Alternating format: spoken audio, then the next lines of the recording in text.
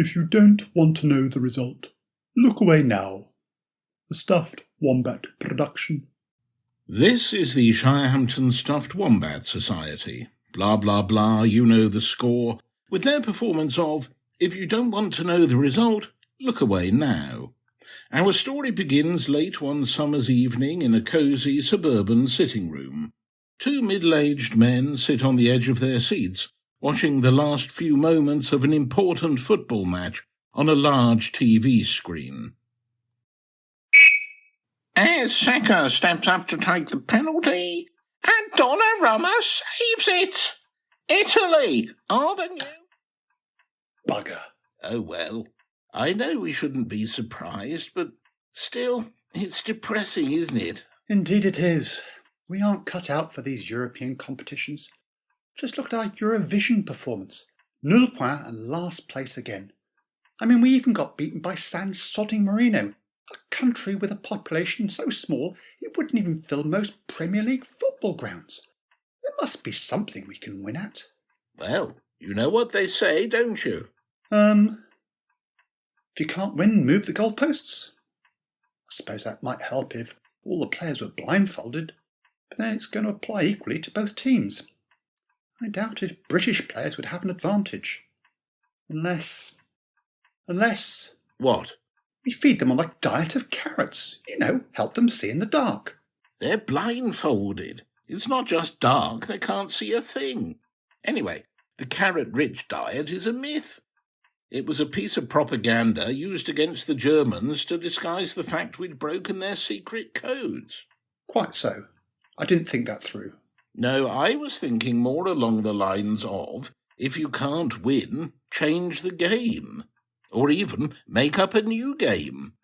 What we need to do is find something that the British are uniquely good at, then invent a game that panders to their skills.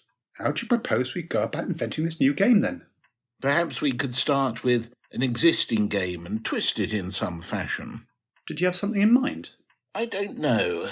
Let's see. Ideally, we need something that's uniquely British. Our weights and measure system was pretty unique. I miss the old pounds, ounces and stones system. Ah, yes, OK. How about Measure Hunt?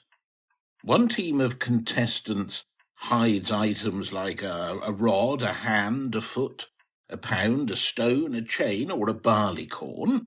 The other team has to go and find them. It's a race against the clock. Burying look-alike body parts is only going to get the police forensics team spun up if it isn't found. Anyway, it doesn't exactly scream excitement, does it? I can't see Sky and ITV in a bidding war for the TV rights. Something that dull isn't going to make it onto television. You've clearly never seen Bargain Hunt or Homes Under the Hammer, have you? But you're probably right. How about Flip-A-Disc? Each contestant has 2 small circular plastic discs and has to use one to flip the other towards a target point. You're reinventing Tiddlywinks. Fair point. But what if we had competitions for the longest wink or the fastest wink? I'm sure the British could be world champion winkers. Yes, that's probably how the rest of the world sees us already. Except, of course, the Americans who don't know what it means. OK. How about Flip-A-Disc races over an obstacle course? Contestants have to flip their discs over fences. But if a contestant's disc hits a fence and somersaults, it's deemed to be severely injured and the opponent has the option to shoot it. What? With a gun? Absolutely. I'm sure that feature would go down a storm in some part of the American market. But it's not exactly suitable for 4-year-olds, is it? Probably not. We could try inventing a new card game. How about Sean Connery's favourite silent game of trumps? What's that? Whist. Sorry, you've lost me. It's a play on words. I thought you said it was a card game. It is. Whist is a card game. Whist is a Scots word for be quiet, and that's how Sean Connery would pronounce it. So very niche and so very unfunny. Well, it's not as if you've come up with anything better. Right. OK, you have a tray of water and a pack of cards. The contestant has to span the water as quickly as possible using the cards alone. It smacks of the Great Egg Race with Professor Heinz Wolff. Again, not exactly riveting, though.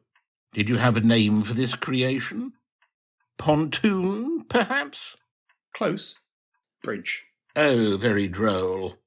Come on, we've not come up with anything remotely plausible yet. Right. How about, you're in a council flat. Someone, either Anorexic Annie, Busty Babs, Cocky Chaz or Dodgy Dave has vomited in either the bog, the kitchen, the hall or the sitting room, and there are 4 possible causes: a chicken vindaloo, a lamb kebab, a bottle of vodka or a deep-fried Mars bar.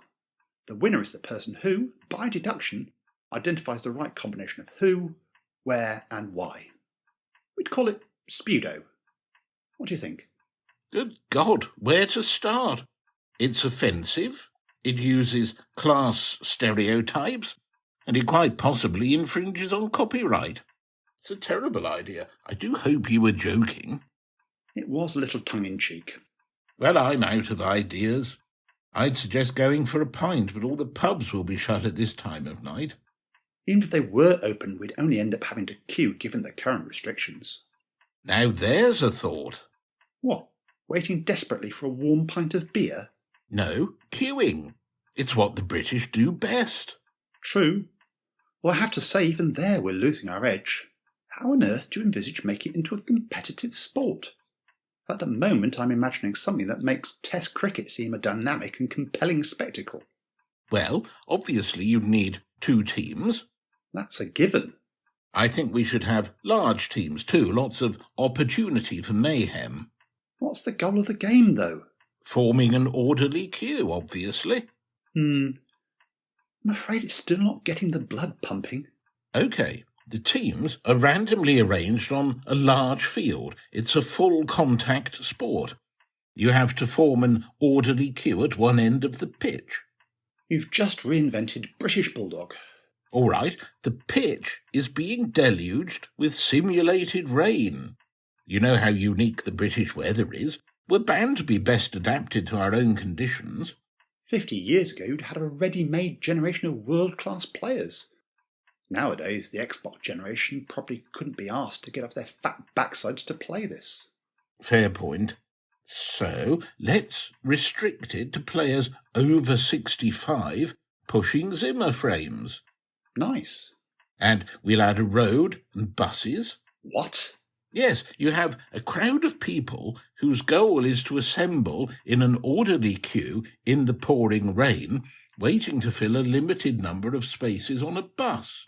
Sorry? And if one of your team collides with one of their opponents en route to the queue and doesn't apologise, then the opposition are given bonus points. After all, the British are world champion apologists. I'm now very confused. Good point. How? Give the game a set of arcane and confusing rules. That'll slow down countries with an athletic older generation. The British are world-class in bureaucracy and red tape. Just look at all the games we invented or codified in the 19th century. That's probably pushing things too far. Do you really think our older generation are capable of remembering a complex list of rules?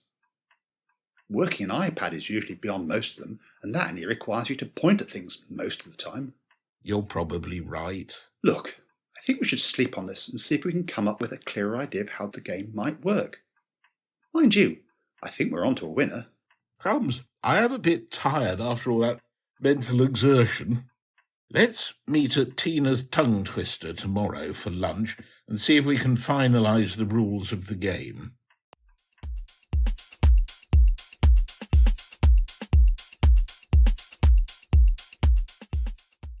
Are you ready to order? Could you tell me what the soup of the day is, please? McBroth. I've never heard of that. That's because some wag swapped the chef's copy of Mrs. Beeton for an old volume of Shakespeare's plays. They'd have to open up the page with a scene for the 3 witches and scrawled McBroth recipe above it. The chef, being a simple and trusting soul, just went ahead and cooked it. So, what's in the soup? Eye of newt, toe of frog, wool of bat, tongue of dog, adder's fork, blindworm's sting, lizard's leg, and howlet's wing. Yuck! Does it come with bread? No. I'll pass on the soup then. What's that shouting I can hear coming from the kitchen? Oh, it's probably just a chef. He likes to use a lot of four-letter words when he's cooking. They help him keep his energy levels up. It's something he picked up from Gordon Ramsay. Cook, flog, boil, stir, stew. That could have been so much worse. You should hear him when he's not cooking. He swears like a trooper. Anyway, are you ready to order? Could we have 2 plates of beans du jour, please? Certainly. Will that be all? I think so. Coming right up. Well, old boy, have you managed to sort out the rules for our game? They may need a few minor tweaks, but I think they're coming together. So sell it to me. Fair enough. It's a busy urban street scene. I'm envisaging the field of play laid out in some large arena. 2 teams of crumblies, Zimmer frames in hand, are randomly allocated to positions around the field of play. The surface of the arena is uneven and broken to simulate your average British pavement. There are 2 bus stops at either end of the field of play. The goal of each team is to assemble their players in an orderly queue at the bus stop before a woefully undersized bus arrives. To make matters more complicated, the field surface is scattered with pockets of slippery, decaying leaves, and the whole area is being deluged with torrential rain. Should any contestant bump into a member of the opposition and fail to apologise while heading to their bus stop, they are immediately excluded from the final bus embarkation process. That's where all the points are gained. Once a team is assembled at the bus stop, their bus drives into the arena and stops 50 feet short of the actual bus stop. The team must then maintain their order in the queue as they all shuffle to this new position. Once there, they then board the bus and pay a randomly assigned fare in pounds, shillings and pence before taking a seat. The winning team will be the one that gets the most people onto the bus within a set time. I'm imagining that the whole match would fit into a 30-minute TV slot. Wow! I'm getting visions of Jeux sans frontières combined with vague echoes of the Battle of the Somme. The TV execs will love it. Move over Total Wipeout. There's a new kid on the block. New OAP on the block. Remember, the contestants are all over 65. Indeed, indeed. But it's so uniquely British. There's absolutely no way we won't be world champions for at least the next decade. I'll knock up a suitable PowerPoint presentation and then pitch it to some of my acquaintances in the TV industry. Brilliant. Let me know how you get on.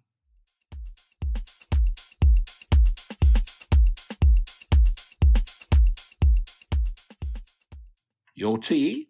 Thank you. So, how did it go? Not quite as well as I'd hoped. I take it the BBC didn't go for it then? Sadly not. They said their risk assessment of the project made it unworkable. Still, ITV isn't a bad channel to be on. We'd be up there with the likes of Ant and Dec. They weren't too keen either.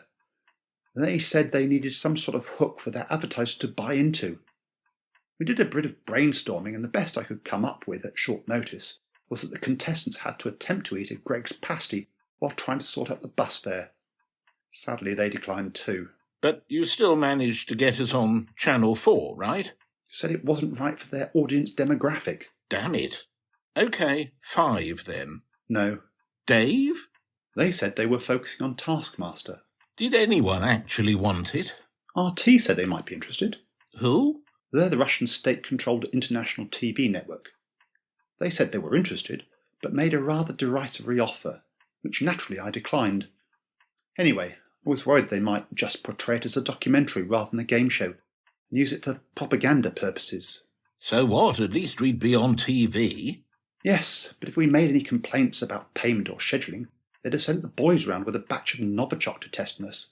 No, I think I made the right call in the end. Well, that's a relief. I was beginning to think that none of the TV channels were actually interested. Go on, spill the beans. We're on Sky, aren't we? No, not as such. Though I'm sure this channel is hosted on their satellite service. Stop it. Which channel are we on? Al Jazeera. You know, the Qatari government-funded Arabic channel. What? Wait, why? They said they could fund a game show like ours out of loose change, given their oil revenues. Plus, they said that the Taliban and Al-Qaeda love a good laugh, especially when it involves infidels fighting each other, so it would give their ratings a massive boost. So we're throwing our ethics out of the window then? I'd simply highlight that next year's World Cup is in Qatar. And you think we might be able to piggyback our show on a successful World Cup? I was thinking more about your ethical point, but the pull-through idea isn't a bad one. Anyway, we need to assemble a British team pronto. Al Jazeera want to run a pilot next month. If it's successful, they'll fly us out first class for an inaugural World Series starting next year. Crikey! We've hit the jackpot. We'll need to be pretty quick working out what the optimal tactics are for our new game. We can't afford the Brits to lose the first ever game of... Oh, we never came up with a name for our game, did we? I did have to think on my feet a bit when the Al Jazeera TV exec pointed that out during my presentation. It's called OAPQ, LSD and Bust. Is that the best you could do? It sounds more like a documentary about a pensionable narcotics ring who get caught. You try to come up with something in 5 seconds then. The LSD bit refers to pounds, shillings and pence, and the bust is clearly a reference to buses. Ah, I thought it was bust. B-U-S-T, as in drugs bust, not B-U-S-S-E-D, as in bust somewhere. Look, I'm sure we can tweak it before the show is recorded. Anyway, I outlined the rules to Miss Lovelace last night and asked her if she could compute the optimal game strategy for us. She emailed this morning to invite us over for a progress meeting and a cup of tea. I said we'd be there at 4. Splendid. It looks like I owe you an apology. This project really looks like it might take off.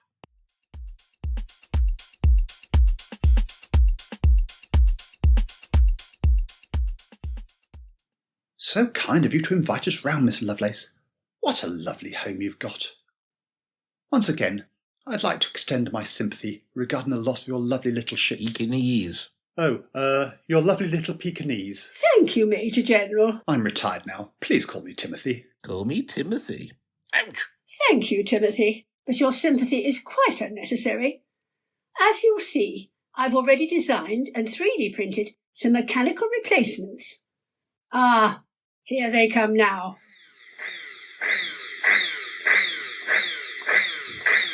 Goodness, they are rather, angular. What would you call that style? Bow Wow House, perhaps? Oh, you're such a wit. You're such a twit. Actually, it was the best I could achieve on the CAD package I designed for the difference engine. Bezier curves were just too computationally intensive. Didn't you consider using a modern laptop? Now, where's the fun or intellectual challenge in that? Now then, let me show you around. If you look to the room on your right, you'll see the difference engine, built to Mr. Baddage's original design. How have you managed to power it? I don't see any modern power generation units. You came in by the front door, so you'll have missed the small windmill sited beyond the ornamental garden. It's directly opposite the tradesman's entrance.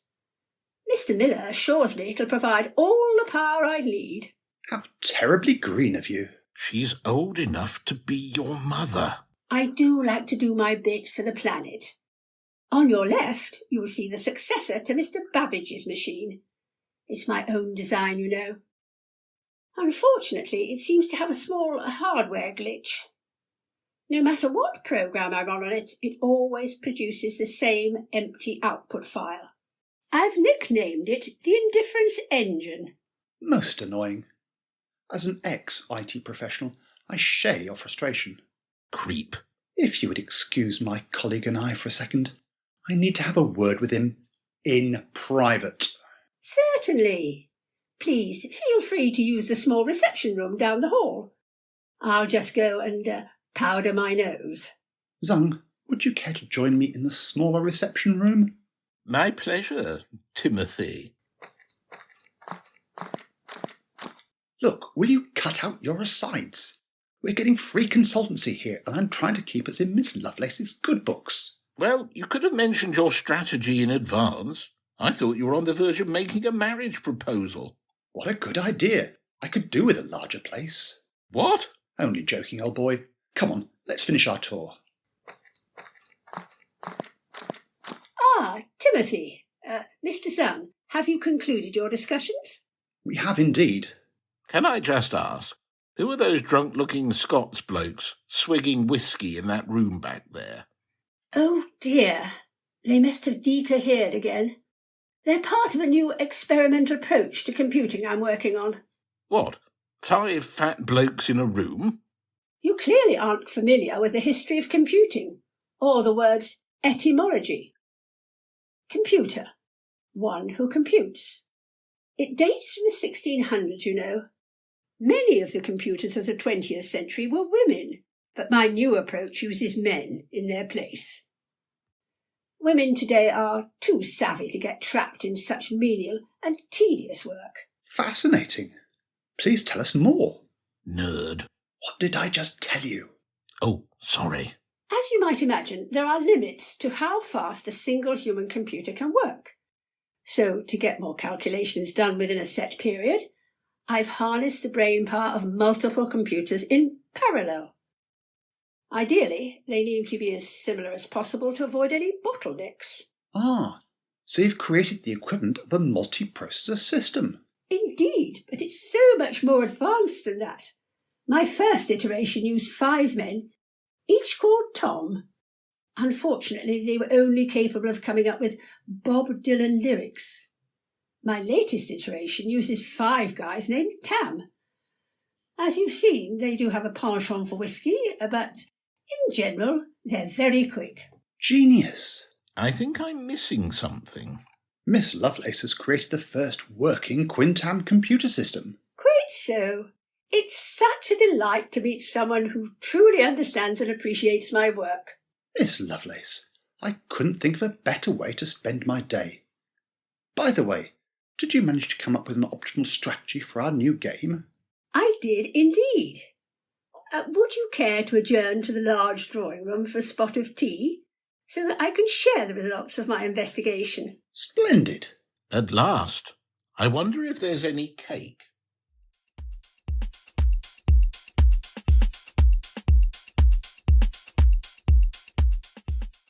So, what do you think our chances are? Pretty much an odds-on racing cert. Miss Lovelace's strategy calculations are pretty conclusive. If our boys and girls follow her plan, there's no way we can lose. But there are still quite a few variables. Relax. The gym instructor was very complimentary about our team's dedication to their training plan. I don't think they could be any fitter. Yes, but they need that agility to weave their way through the opposition. I made sure they covered that off too. How? Ballroom dancing lessons, right up their street. The quick step will have them ghosting past the opposition as if they weren't there. But suppose they accidentally, make contact with the opposition. Let's just say sorry won't be the hardest word. They're almost at the point of apologising for breathing. No, it'll be second nature to them. And the queuing? Ah, you're forgetting these people are the children of the 50s. It's in their DNA. Ah, yes. And of course, they'll still remember life before decimalisation too. Indeed. All they needed was a quick refresher course and they were back on top form. I was in the bar with the team after training one night and Elsie, bless her, ordered a dry sherry. The barman asked her £3.07 and quick as a flash, Elsie retorted, rather indignantly I thought, "That's almost £3, 1 shilling and 6pence." Well, I take my hat off to you. I think you've covered all the bases. Do you fancy another beer? Don't mind if I do, old boy. Here you go. Nice little craft beer from Derbyshire. Excellent. Crumbs. Another 7%er? I'll be asleep before the coverage starts. Look, it's a few minutes to 8. Why don't you switch on the television so we can watch the build-up? What time did you say the coverage starts? 8 p.m. Sick as a parrot, Barry. Woeful Odd. performance. Do competitors normally get a medal before the match starts? No, that's very strange. I don't recognise her as one of our team members. Are you sure it starts at 8 p.m? Yes, absolutely. 8 p.m. GMT. I think I see our mistake. You see, we're still in good old British summertime. The coverage started an hour ago. Damn it! We've missed the sodding match. Don't worry. I'm sure we can watch the replay on catch-up. Look, they're about to interview one of the winners. I'm now joined by captain of the refugee team, Abdul Bashar. So, Abdul, talk us through the game. How did you manage to beat such a well-drilled Great Britain team? Do you think the humid conditions played a factor? We didn't consider that, did we? Bugger. If You Don't Want to Know the Result, Look Away Now was written by Tim Reed and starred Richard Hall as the announcer, Dick Zung, the commentator and the interviewee. Tim Reed was Timothy Mugg, Florence Smith was the waitress, Freddie Gorton was the chef, and Jill Barrington was Miss Lovelace. Sound effects were Shown the Red Card, and it was a stuffed wombat production.